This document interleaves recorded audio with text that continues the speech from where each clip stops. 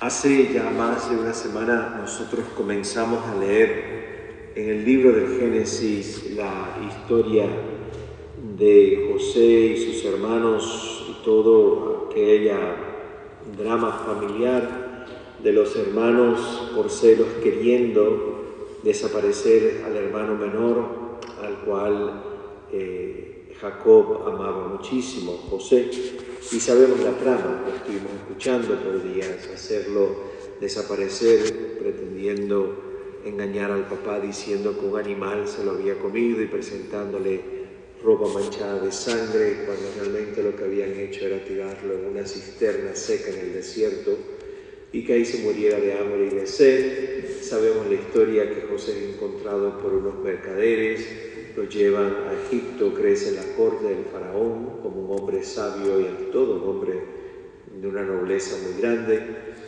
Hay hambre en la tierra de sus hermanos, se ven obligados a ir a Egipto buscando trigo. José los reconoce, los envía de vuelta a casa sin decirle todavía quién es, esconde unas copas de oro en los sacos de trigo para que cuando lo descubran, acusen a los hermanos de ladrones y entonces poder de una forma muy dramática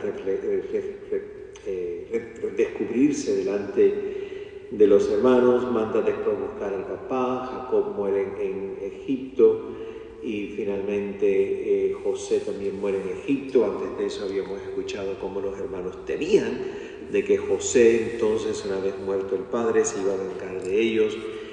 No lo hace, lo sigue perdonando, muere José, la comunidad o aquel grupo de tribus hebreas comienza a crecer en Egipto, se hacen de cierta posición social y económica y un faraón les empieza a tener miedo por su influencia, los elimina, los esclaviza, mata a los niños varones, uno de ellos se salva, la madre lo esconde en un canasto en el río, le encuentra la hermana del faraón, lo salva, crece en la corte.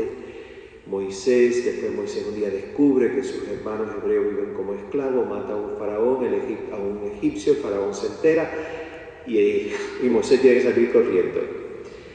Esto se pone en el canal 23 y ¡wow!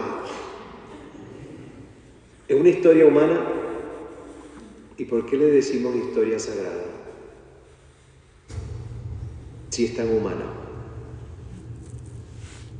¿Por qué cuando este texto se lee decimos palabra de, y ustedes responden, te alabamos, Señor? Porque la historia de Dios se entrelaza con la historia humana. No hay dos historias.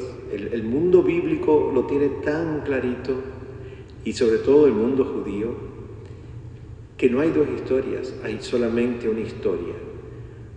La historia humana es la historia divina y la historia divina se hace presente en la historia humana, se entrelaza una sola realidad. Y por eso el mundo bíblico descubre a Dios en la historia. No es un Dios fuera de la historia, es un Dios intra, está dentro de la historia humana. Por complicada, dramática, enredada sea como esta historia que yo le acabo de contar en unos minutos que me quedé sin aire, y sigue la historia, y continúa la historia, y Dios presente en la historia. Y el reto siempre tuyo y mío como creyentes, como discípulos de aquel Dios que entra de una forma única en la historia por la encarnación de su Hijo, nuestro reto es descubrir a Dios presente con nosotros y en medio de nosotros a través de nuestra historia, tanto la personal como la comunitaria y universal. Dios no es un Dios extraño a nuestra existencia, un Dios presente, enraizado, colado en cada segundo de nuestra existencia personal y nuestra existencia comunitaria y colectiva. Si no fuera así, esto no podría llamarse palabra de Dios. Y simplemente fuera una historia humana donde Dios no se hace presente. Esto se vendería a Telemundo y tremenda novela, pero no es historia sagrada si Dios no estuviera. Hay una sola historia. y en esa historia tenemos que descubrir a Dios. Por eso le pedimos hoy en esta mañana mirar nuestro caminar, el personal, ese único que solamente conoces tú y conozco yo.